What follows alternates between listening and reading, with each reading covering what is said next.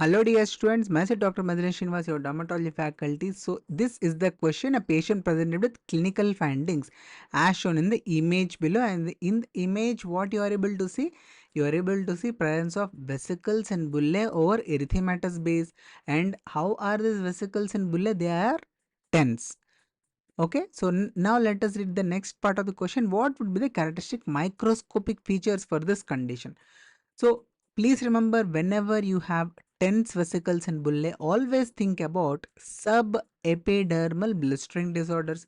So with the help of that, we can rule out option A and option C. We are left out with option B and option D.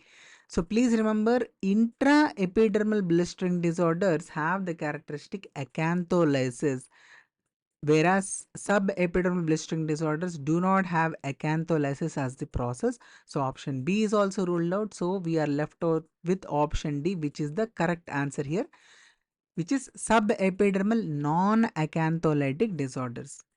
So can you name any subepidermal blistering disorder in the comment section? If you like this video, please do hit that like button. Thank you so much, and do subscribe to my YouTube channel for more of this kind of awesome dermatology related content on a daily basis. Thank you so much. Happy learning. Bye bye.